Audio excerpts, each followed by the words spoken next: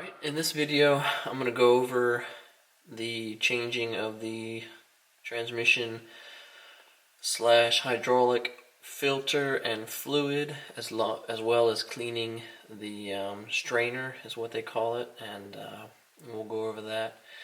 I've got my drain pan here. Slide that out of the way for a second.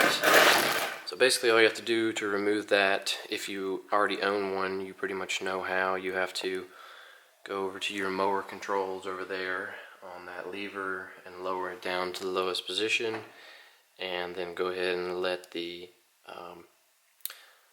rear 3-point hitch down back there all the way to the ground.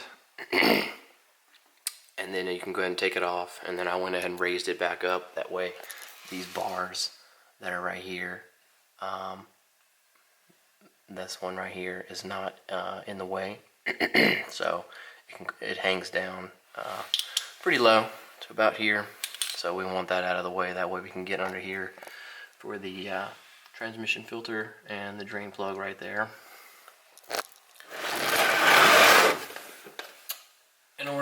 This is the drain plug right here, and this is the filter. So in order to get that plug off, you need to take a socket or a wrench, and it's a 1 1/16. So we're gonna get under here. We're gonna see about breaking it loose.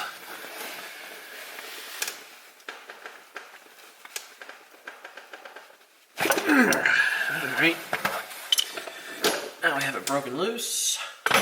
Slide my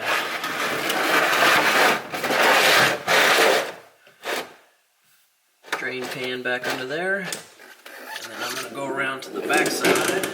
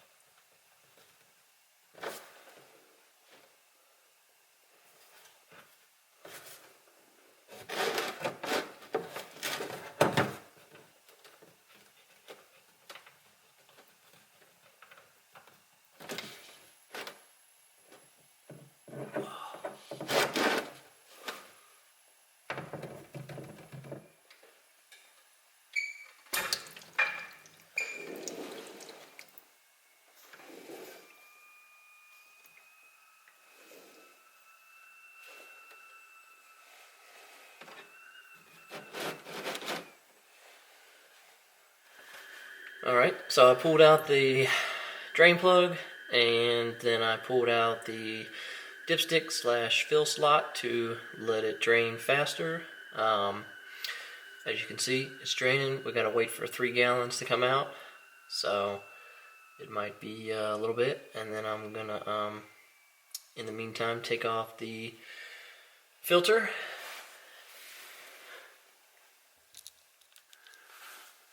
Alright, so now we're going to work on taking off the filter. Hopefully it's not as difficult to get off as the engine filter was, but I suspect it might be if they put it on the same way. So let's see if we can get a hold of it here somehow. Alright, now that we finally got the filter loose, let's see if you can hear this sound. You hear that sound? It sounds like when they put it on, they didn't lubricate the seal, and then now I'm trying to take it off. And mind you, this is a brand new tractor. This is the factory filter, and they've put this thing on so tight that, you know, of course I had to pause the camera to take it off, and I'll show you the damage to the filter just to try to get it off, which is absurd. So hopefully everything's alright. We're going to take it off.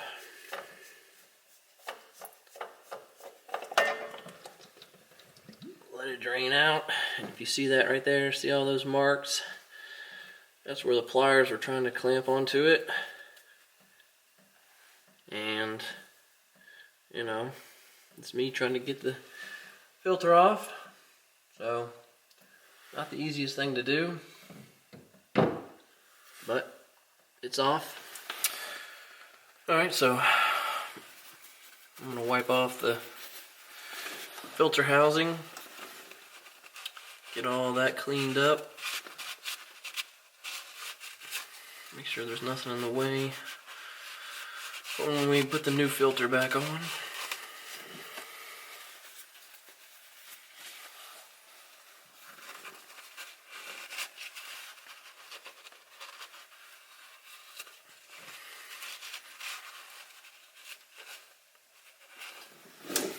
Okay. Alright, the next thing we're going to work on is getting under here and taking out the transmission strainer, which is right here. It has a little bolt that sits up here, and you got to loosen the bolt, and then you can pull this whole thing out, and then we will clean it off to get all the metal shavings and whatever else is in there off of it before we put it back in and put new oil in the transmission. Okay, so here's the bolt. You should take that off, and I used a 1/2 inch socket. That's what fits it. So we're going to go under here, and let's see if we can pull the little piece off. It's supposed to come with it.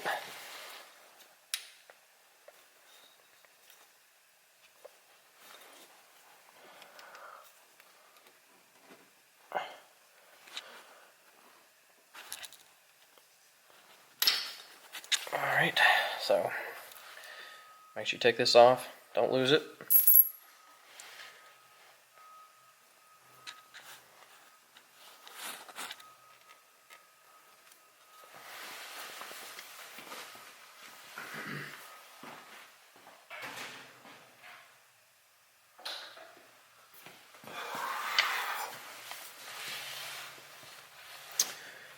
Alright, so basically just got a flathead screwdriver, and we're just trying to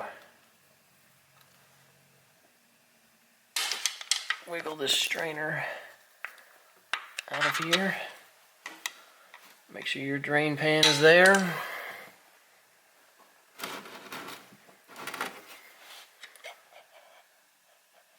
Okay, let's take a look at our strainer here. See if you can see anything on it. So, just some small stuff, not too bad. We're gonna wipe it off and see how that does. We may not need to spray it down, but we might just in case. Get all the metal filings off and all that good stuff.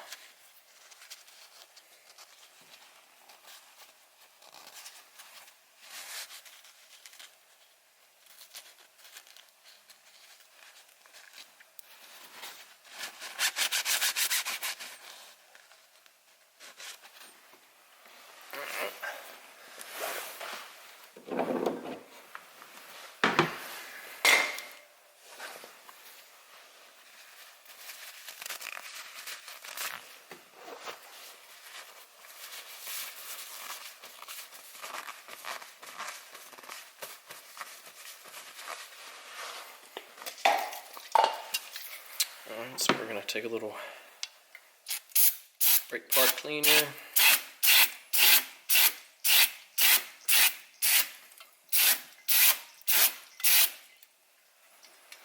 Give it a spray down.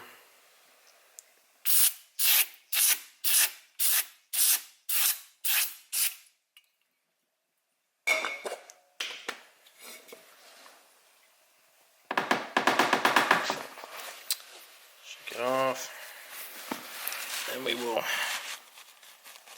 give it a wipe down again.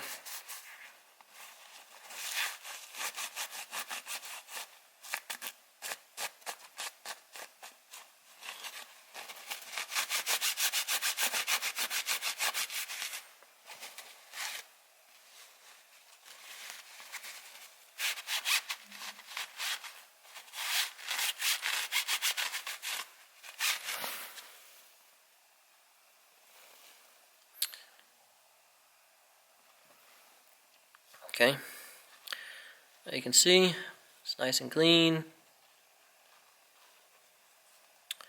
And then before you put it back on, I would definitely suggest putting a little bit of lubrication on this O-ring here after you clean it off real good, and that way it doesn't dry rot or anything. Alright, so just like with your your oil filter, you want to take your transmission filter and you want to check, make sure that the new one they gave you is the same size as the other one. Make sure that it's going to fit your tractor or whatever you're putting it on. So this is the Kubota hydrostatic transmission filter, the part number just like that's on the box. They give you a filter replacement guide per se, so lubricate the seal, carefully twist it on to the threads, then once the gasket meets the transmission, then you're going to turn it another 3/4 of a turn, and then it should be tightened. Please do not over tighten this like the factory did to this one. You can see the crimping power that I had to put on it to get it off, and you can see that looks like the gasket was not lubricated properly because it pulled the gasket out while I was taking it off. So that's why you have to take some oil, rub it around your seal here before you stick it back on the tractor. Okay, so now we're going to go ahead and put the hydraulic filter on the tractor, the new one. So we're going to make sure that we get some of the oil on the gasket here. Make sure you rub it in real good. And then we're going to go over to the tractor and install the filter and the drain plug and the strainer that we cleaned. Alright, we're back onto the tractor. We're going to do a final wipe off of this filter plate, and then we're going to take our filter, go ahead and thread it on until it seats with the plate, and then the instructions say to give it another half a turn to make sure it's tight, which we did. And then I'm going to go around to the back and put the drain plug back on. Okay.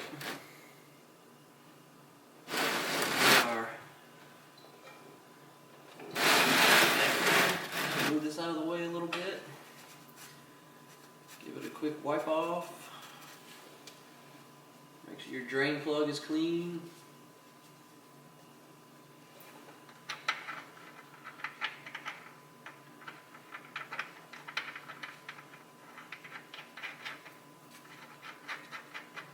Thread it back on carefully.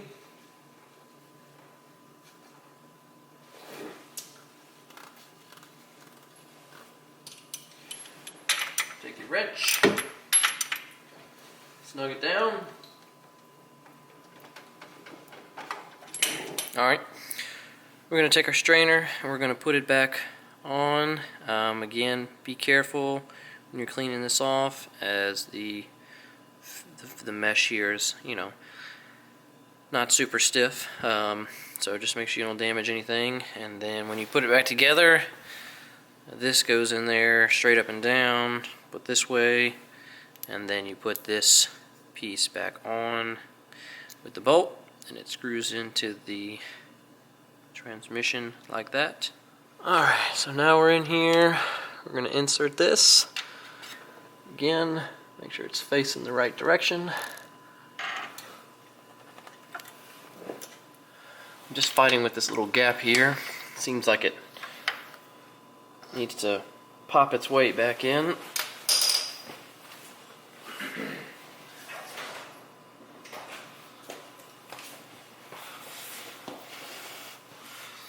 Take a little plastic hammer.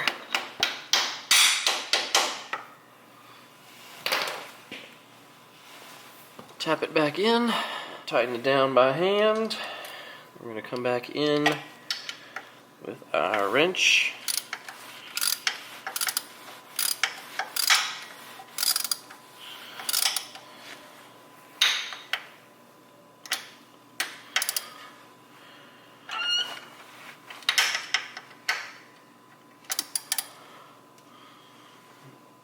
Tighten it down by hand.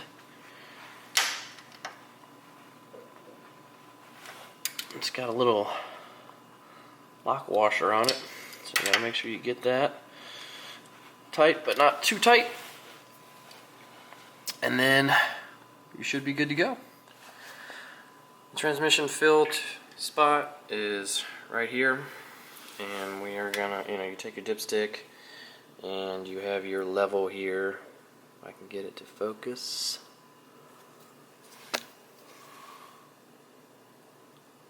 There you go, and those are your hash marks, so you want to make sure it stays in between there. So we're going to work on filling it up, and it says it's going to take about 3 gallons, so we will see if it surely does. Alright, I had to lower my quick hitch out of the way so I could get a good angle to pour this fluid in. So we're going to start with the first gallon. Pour it on down in there. Make sure you're using your Super UDT2 Universal Trans Hydraulic Fluid. Kubota recommends this, and you can check your local Kubota dealer for it, or you can get it off a line if you don't have a dealer that's close. Something I wanted to point out while I was filling this up, if you move the filter out of the way, you probably can't see it from here, but with my regular eye, I can see down into the hole down there where I'm moving the end of the funnel at. You can see down there, and if you look at this dipstick, it's not very big. I'd say maybe about 3 inches, and with that being said, once you stick it down in there and you're trying to measure the fluid, I would, keep an eye on the fluid that you can see from the actual hole down there. That way you'll know when you're getting close, or if you're actually overfilling it. Alright, so I put almost all 3 gallons in there. I still have some left in my last container, just a little bit. And I was checking the dipstick, and you can see that it's about halfway up there. So what I'm going to do is, the manual recommends starting the tractor and letting it run, and they say don't move it, but you should let the engine run. That way the transmission fluid can cycle for a few minutes, and then to cut it off, wait and recheck your fluid level and make sure it's good. Alright, so we're back after letting the tractor sit, and we are going to check the oil dipstick. I already pulled it out to check, and let's see if you can see it. There is no fluid on there. It's pretty much dry, and so that's why we run the engine and and let it run, and it does the same thing for the engine oil as well for the transmission oil. You let it run, then it soaks into other areas, and then you have to fill up a little bit more and to top it off. Alright, I ended up using all 3 gallons of my transmission fluid, so we're going to put the stick back in, we're going to check it, and as you can see, it is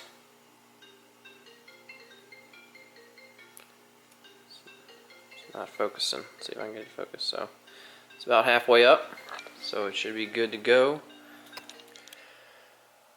Alright, so after finishing up the transmission stuff, the only other thing that I'm going to do for the 50-hour service is I'm going to blow out my air filter, and then I'm going to do the torque on the lug nuts for the rear and the front wheels and check the air pressure.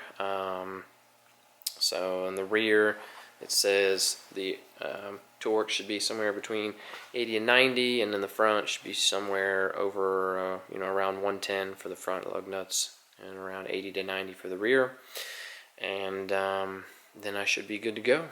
And again, this is just the 50-hour service stuff that you need to do.